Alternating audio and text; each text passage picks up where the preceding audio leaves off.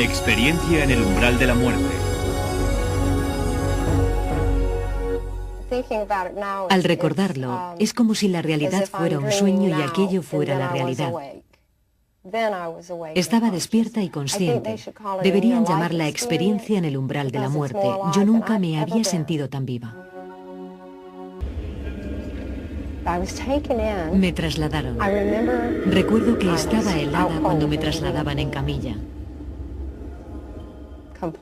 Totalmente congelada. De aquel momento no recuerdo absolutamente nada. ¿Qué recuerdos tiene de la operación? Recuerdo que oí un sonido. Un sonido que era un re en la escala musical.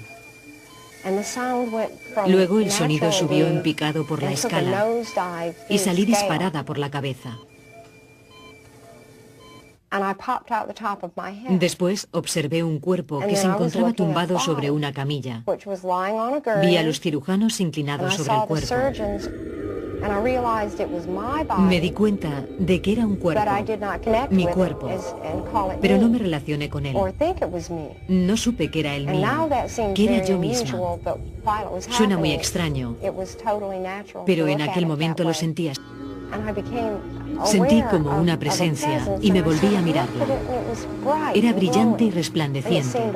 La sentía muy, muy lejos. Yo parecía estar subiendo por el hueco del ascensor y al final estaba esa luz increíble, resplandeciente, preciosa. Jamás había visto una luz así. Parecía estar viva. Parecía respirar.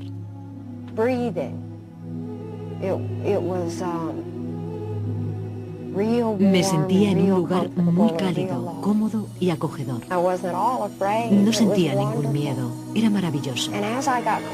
Me acerqué a la luz. Empezaron a rodearme otras presencias.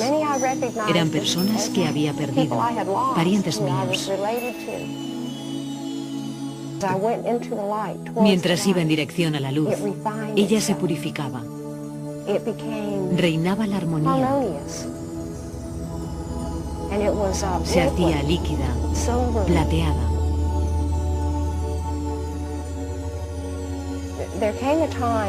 Hubo un momento en el que supe que debía volver al túnel. Allí estaba. Y recuerdo que oí una frase de una canción de los Eagles. Puedes despedirte si quieres, pero no lograrás marcharte.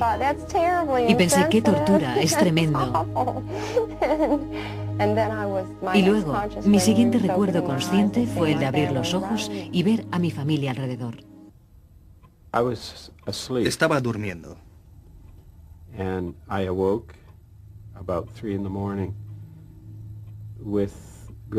Y un intenso dolor me despertó sobre las 3 de la madrugada.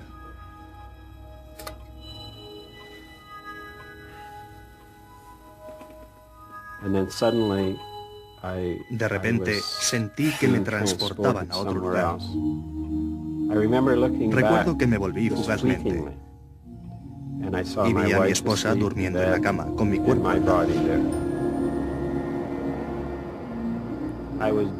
Fui arrastrado hacia una luz brillante. Un túnel giratorio de luz que se iba ampliando. Tenía la sensación de regresar a un lugar en el que ya había estado. Como si volviera a casa, algo parecido. No sentía miedo. Era muy apacible y estimulante. Eso es lo que recuerdo. Recuerdo una sensación de paz y tranquilidad. Y luego, de repente, estaba de nuevo en la cama, de vuelta a mi cuerpo. Creyeron que Jessie Lott estaba muy acatarrada hasta que le falló el hígado y entró en coma. La actividad cerebral descendió hasta 100 y su corazón se detuvo. Permaneció ausente 20 minutos. Después regresó. Una urgencia como tantas otras, salvo por un detalle. Cuando mi corazón se detuvo, de repente vi a mi abuela, que murió hace un año. Ya, ¿qué aspecto tenía? Llevaba un traje blanco. Estaba exactamente igual que cuando murió. ¿Qué te pareció aquello, que tu abuela estuviera allí? Sorprendente. No entendía cómo podía estar ahí, a mi lado. No me acuerdo. Estaba ahí sentada, como paralizada. Sentí miedo, pero me alegré de verla. Recuerdo que estaba sentada en una silla, muy quieta, sonriendo. No sé dónde estuve, pero fui a algún sitio. ¿Cómo te sentías al verla?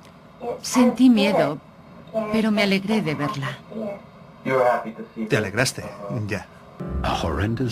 Un terrible accidente en un puente de montaña nevado hundió a Chris Eggleston, de 3 años, dentro de un lago congelado.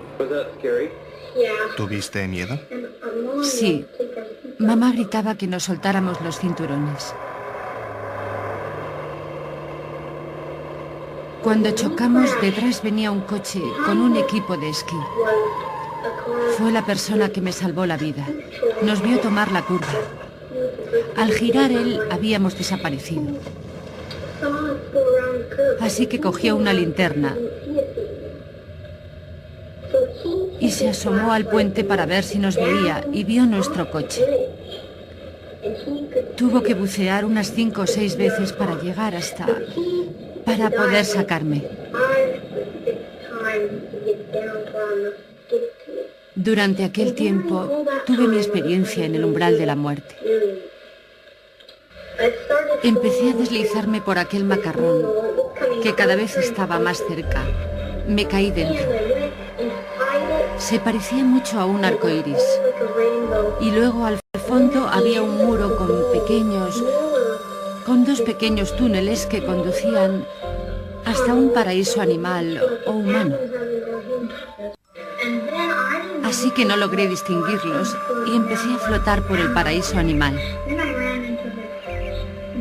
Luego me tropecé con esas flores enormes. Y dentro me encontré con una abeja que era tan grande como yo cuando tenía 3 años. Y le gusté porque me dio un trozo de pan.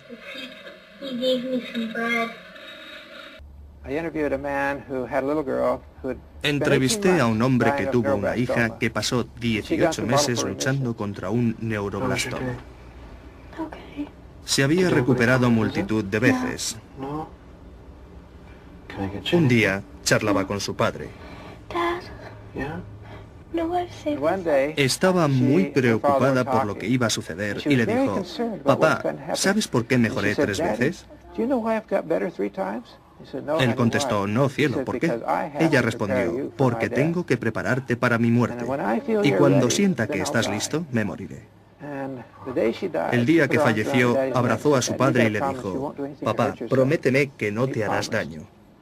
Él se lo prometió, pero el dolor y la angustia eran tan intensos que al cabo de 3 días el padre pensó seriamente en suicidarse. Pero escuchó su voz: «Papá, recuerda que me lo prometiste».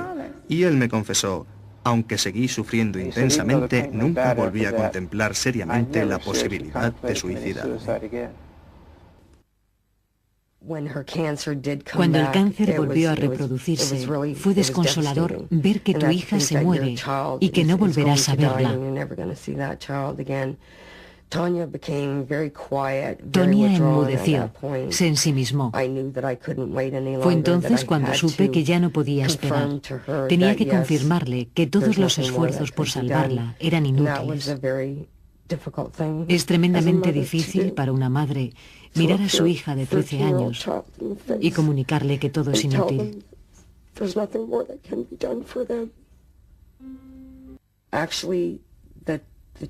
10 minutos antes de morir, ya al final, su respiración se hizo más y más lenta hasta que dejó de respirar.